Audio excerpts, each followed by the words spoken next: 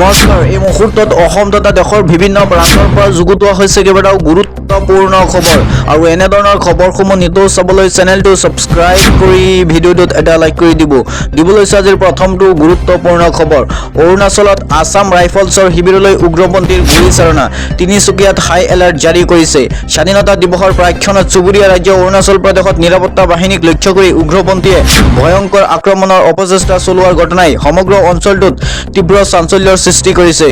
আজি পুৱতি নিশা প্ৰায় 3:15 বজাত অৰুণাচল প্ৰদেশৰ চাংলাং জিলাৰ লংবি বস্তিত অৱস্থিত 21 আছাম ৰাইফলছৰ লংবি COVক লক্ষ্য কৰি সন্দেহজনক উগ্ৰপন্থীৰ এটা দলে দূৰৈৰ পৰা আতংকিতে গুলীচালনা কৰে। প্ৰাপ্ত তথ্য অনুসৰি উগ্ৰপন্থীৰ দলটোৱে 3 হিট দিশৰ পৰা শিবিৰটোলৈ লক্ষ্য কৰি দুজাইকৈ ভয়ংকৰ লাথুট ৰাউণ্ড নিক্ষেপ কৰে। নিশাৰ নিস্তব্ধতা ভংগ কৰি হোৱা এই আক্ৰমণৰ লগে লগে আছাম ৰাইফলছৰ জোৱানসকলো সষ্টম হৈ পৰে আৰু উপযুক্ত প্ৰত্যুত্তৰ দিয়ে। প্ৰায় 15 পৰা 20 মিনিট ধৰি দুয়োপক্ষৰ মাজত তুমুল গুলীয়াগুলী চলে। সেনাই চলোৱা প্ৰচণ্ড প্ৰতিৰোধৰ মুখত টিকিব নোৱাৰি অৱহত উগ্ৰপন্থীৰ দলটোৱে ঘন জংঘলৰ সুযোগ লৈ ঘটনাস্থলীৰ পৰা পলায়ন কৰে। সৌভাগ্যক্ৰমে এই গুলীচালনাত সেনা তথা নিৰাপত্তা বাহিনীৰ কোনো জোৱান হতাহত হোৱা নাই। বিশ্বৰ দুখবৰ। মুখ্যমন্ত্ৰী ডক্টৰ হিমন্ত বিশ্ব শৰ্মাক প্ৰাণে মৰাৰ ভাবুকি। লোকজনে কমেণ্টত উল্লেখ কৰে যে কোনোবাই যদি তেওঁক 1 কোটি টকা দিয়ে তেন্তে তেওঁ মুখ্যমন্ত্ৰীক হত্যা কৰিব। এই সন্দৰ্ভত যোগাযোগ কৰিবলৈ লোকজনে কমেণ্টটোতে তেওঁৰ ফোন নম্বৰ মুকলিকৈ প্ৰকাশ কৰে। 1 কোটি টকাৰ চুপাৰি দিলে মুখ্যমন্ত্ৰীক কৰিব হত্যা। 78 সংখ্যক স্বাধীনতা দিৱসৰ অনুষ্ঠান সম্প্ৰচাৰিত হৈ থকাৰ সময়তে অসমৰ মুখ্যমন্ত্ৰী ডক্টৰ হিমন্ত বিশ্ব শৰ্মাক সামাজিক মাধ্যমত মুকলিকৈ প্ৰাণে মৰাৰ ভাবুকি দিয়া কাৰ্যই ৰাজ্যজুৰি তীব্ৰ চাঞ্চল্যৰ পৰিস্থিতিৰ সৃষ্টি হৈছে।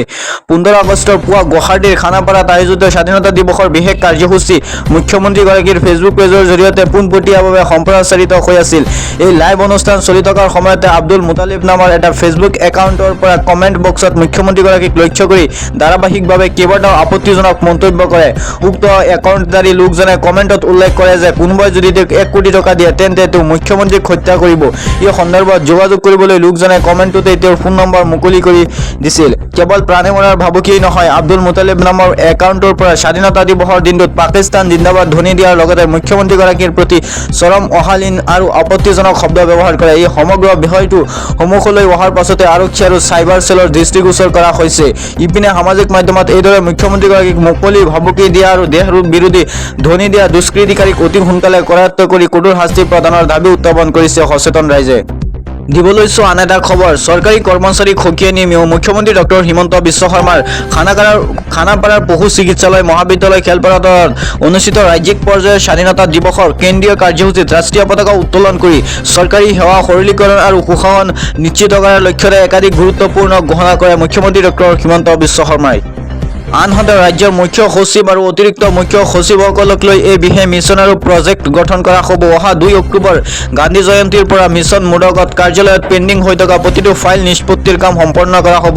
লগতে ৰাইজৰ কাম সময়মতে সম্পূৰ্ণ নকৰা বা ফাইল পলম কৰা বিষয়া কৰ্মচাৰীসকলৰ বিৰুদ্ধে ক্ষোভ প্ৰকাশ কৰি মুকলিকৈ সকীয়নি প্ৰদান কৰে মুখ্যমন্ত্ৰী ডক্টৰ হিমন্ত বিশ্ব শৰ্মাই। মুখ্যমন্ত্ৰীগৰাকীয়ে সকীয়নি প্ৰদান কৰি কয় যে চৰকাৰী বিষয়া কৰ্মচাৰীক মই সকীয়াই দিছোঁ। ৰাইজৰ আৰু ধৈৰ্য পৰীক্ষা নল'ব। এই ডিজিটেল যুগত ৰাইজে আৰু পলম বা চৰকাৰী খেলিমেলি সহ্য কৰি নাথাকে। চৰকাৰী বিষয়া কৰ্মচাৰীসকল ৰাইজৰ বাবে সম্পূৰ্ণৰূপে উৎসৰ্গিত হ'বই লাগিব।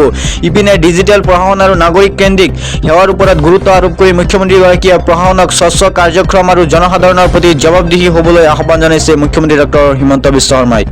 অন্য এটা খবৰ। ইণ্ডোনেছিয়াত 7.7 প্ৰাবল্যৰ ভূমিকম্প, ছুনামিৰ সতৰ্কতা জাৰি।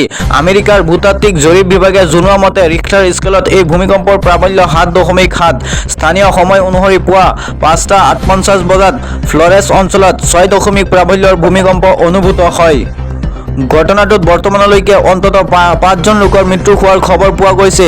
পূব নচাৰ টেঙাৰা, পশ্চিম নচাৰ টেঙাৰা, দক্ষিণ হোৱালিচি আৰু দক্ষিণ পূব হোৱালিচি প্ৰদেশৰ উপকূলীয় অঞ্চলসমূহত ছুনামিৰ বাবে হাই এলাৰ্ট জাৰি কৰিছে। সমজিলা আৰু জৰুৰীকালীন সংস্থাই উপকূলৰ 2 কিলোমিটাৰৰ ভিতৰত থকা তথা সাগৰ আৰু নদীৰ কাষৰীয়া ৰাইজক প্ৰায় 10 মিটাৰতকৈ ওখ পাহাৰীয়া নিৰাপদ স্থানলৈ খৰখেদাকৈ স্থানান্তৰ হ'বলৈ নিৰ্দেশ দিছে। আনহাতে কিছু পূৰ্বে কলম্বিয়াত প্ৰবল ভূমিকম্প হৈছিল। সেই ভূমিকম্পত 200ৰো অধিক লোকৰ মৃত্যু হৈছিল। একে সময়তে বহু ঘৰ ভাঙি পৰিছিল। ইয়াৰ স্মৃতি সজীৱ হৈ থকাৰ সময়তে আন এক প্ৰবল ভূমিকম্পই কঁপাই তুলিলে ইণ্ডোনেছিয়াৰ ভূমি। আমেৰিকাৰ ভূতাত্ত্বিক জৰীপ বিভাগে জনোৱা মতে ৰিক্টাৰ স্কেলত এই ভূমিকম্পৰ প্ৰাবল্য 7.7। স্থানীয় সময় অনুসৰি পুৱা 5:48 বজাত ফ্লৰেছ অঞ্চলত 6 প্ৰাবল্যৰ ভূমিকম্প অনুভূত হয়।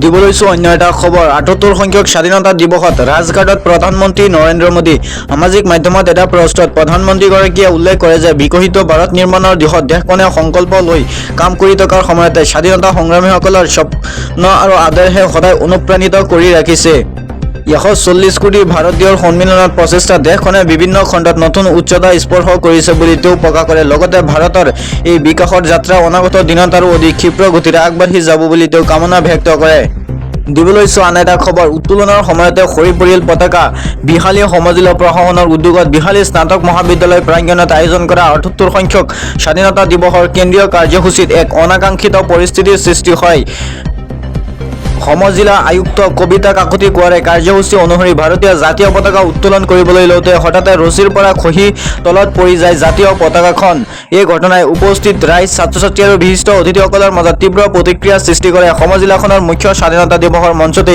সংঘটিত এই গাফিলতিৰ পিছতে স্থানীয় ৰাইজ আৰু বিভিন্ন দল সংগঠনৰ মাজত তীব্ৰ প্ৰতিক্ৰিয়াৰ সৃষ্টি হৈছে বুলি জানিব পৰা গৈছে দিব লৈছো পিছৰটো খবৰ কাছাৰত জব্দ ভোজন পৰিমাণৰ নিচাজাতীয় সামগ্ৰী গ্ৰেপ্তাৰ 2 সৰবৰাহকাৰী ড্ৰাগছৰ বিৰুদ্ধে অভিযান চলাই কাছাৰ আৰক্ষীয়ে ভোজন পৰিমাণৰ নিচাজাতীয় ইয়াৰ টেবলেট জব্দ কৰে ড্ৰাগছৰ বিৰুদ্ধে অভিযান চলাই কাছাৰ আৰক্ষীয়ে আৰু গোপন তথ্যৰ ভিত্তিত সোণাই থানাৰ ভাৰপ্ৰাপ্ত বিষয়া ত্ৰিদীপ কুমাৰৰ ভৰাৰ নেতৃত্বত আৰক্ষীয়ে সোণাই বজাৰত অভিযান চলাই 2জন ড্ৰাগছ সৰবৰাহকাৰীক গ্ৰেপ্তাৰ কৰে গ্ৰেপ্তাৰ হোৱা সৰবৰাহকাৰী 10জন হৈছে সোণাই দুৰিংপাৰৰ ৰিপুল দা আৰু হিলচৰৰ ভাগাপুৰৰ ইকবাল হুছেইন বৰভূঞা সৰবৰাহকাৰী 2জনক তালাচী চলাই আৰক্ষীয়ে 10,000 ইয়াৰা টেবলেট জব্দ কৰে লগতে নগদ 10,000 টকাও জব্দ কৰে আৰক্ষীয়ে জানিব পৰা মতে বিক্ৰী কৰিবলৈ অনাৰ সময়ত জব্দ কৰা হয় নিচাজাতীয় সামগ্ৰীখিনি দিব লৈছো অন্য এটা খবৰ স্বাধীনতা দিৱসৰ দিনাই 8 ঘণ্টীয়া অনশন বহিল অখিল গগৈ আজি দেশৰ ৭৮ সংখ্যক স্বাধীনতা দিৱস সকলোৱে অতি উলাহ মালাহেৰে এই দিনটো উদযাপন কৰিছে কিন্তু শিৱসাগৰ চৰাইদেউ আৰু যোৰহাটৰ মানুহে স্বাধীনতা দিৱসৰ এই কাৰ্যসূচী উদযাপন কৰিব পৰা নাই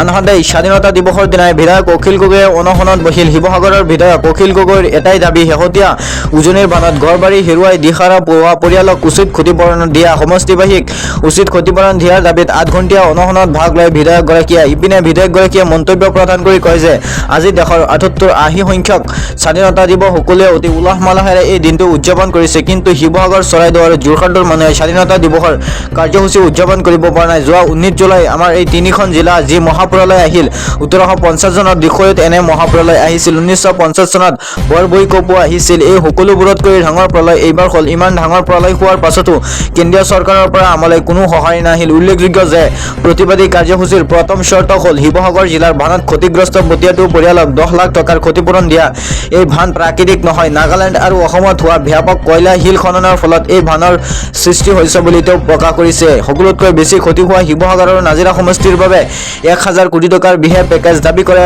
অখিল গগৈয়ে দিব লৈছো আন এটা খবৰ স্বাধীনতা দিৱসতো অৱহেলিত আছে কনকলতাৰ প্ৰতিমূৰ্তি উদ্যান দেশৰ স্বাধীনতাৰ বাবে প্ৰাণ আহুতি দিয়া গহপুৰৰ বীৰংগা শ্বহীদ কনকলতা বৰুৱাৰ জন্মভূমিতে প্ৰতিমূৰ্তিৰ দুৰৱস্থাক লৈ সৃষ্টি হৈছে ব্যাপক প্ৰতিক্ৰিয়া 15 নং ৰাষ্ট্ৰীয় ঘাইপথৰ কাষতে অৱস্থিত শ্বহীদগৰাকীৰ জন্মস্থান বৰগাংগাবাৰী স্থিত প্ৰতিমূৰ্তিটোৰ স্বাধীনতা দিৱসৰ পবিত্ৰ দিনটো তীব্ৰ অৱহেলাৰ শিকাৰ হ'বলগীয়া হয় অভিযোগ অনুসৰি 15 আগষ্টৰ পবিত্ৰ দিনটো অহাৰ পূৰ্বে প্ৰতিমূৰ্তিটোৰ ৰং বিৰং কৰাটো দূৰৰ কথা ইয়াৰ চৌপাশ চানি ধৰা একেটো ওখ গাঁথনিৰে শুকুৰবাৰে সন্ধিয়ালৈকে চাফা কৰাৰ কোনো ব্যৱস্থা গ্ৰহণ কৰা নাছিল গহপুৰ সমজিলা প্ৰশাসনে আনহাতে শুকুৰবাৰে সন্ধিয়া স্থানীয় একাংশ লোকে শ্বহীদ প্ৰতিমূৰ্তিটোৰ এই দুৰৱস্থাৰ দৃশ্য সামাজিক মাধ্যমত ৰাজহুৱা কৰি তীব্ৰ সমালোচনা কৰে এই বিষয়টো সামাজিক মাধ্যমত ভাইৰাল হৈ পৰাৰ পাছত পুৱা খৰখেৰেকৈ গাঁথনি দ্বাৰা কাটাৰ ব্যৱস্থা কৰে সমজিলা প্ৰশাসনে কিন্তু খৰখেৰেকৈ কাম সম্পন্ন কৰাৰ বাবে প্ৰতিমূৰ্তিটোৰ চৌপাশ সুন্দৰকৈ পৰিষ্কাৰ নহ'ল বুলি স্থানীয় ৰাইজে অভিযোগ উত্থাপন কৰিছে স্বাধীনতা দিৱসৰ পুৱাহে প্ৰতিমূৰ্তিটো চাফ চিকুণ কৰিবলৈ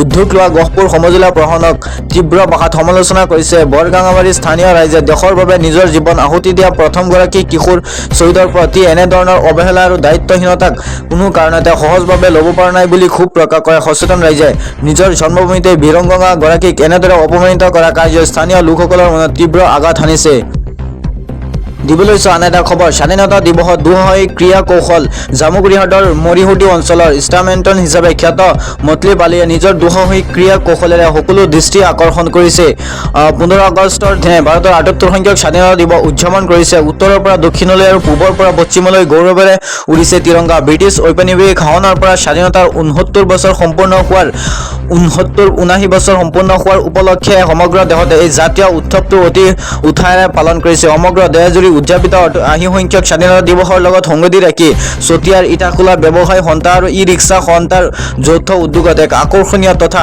উলহ মালহ সম্পন্ন স্বাধীনতা দিৱস কাৰ্যসূচী পালন কৰে। এই বিশেষ দিৱসটোৰ লগত সংগতি ৰাখি দুগৰাকী ব্যক্তিয়ে প্ৰদৰ্শন কৰা দুঃসাহসিক আৰু অভিনৱ ক্ৰীড়াৰ কৌশল উপস্থিত ৰাইজক আচৰিত কৰি তোলে। উল্লেখযোগ্য যে জামুগুৰিহাটৰ মৰিহুটি অঞ্চলত ষ্টাৰমেণ্টান হিচাপে খ্যাত মতলি বালিয়ে নিজৰ দুঃসাহসিক ক্ৰীড়া শৈলীৰে সকলোৰে দৃষ্টি আকৰ্ষণ কৰিছে বুলি জানিব পৰা গৈছে। ধন্যবাদ।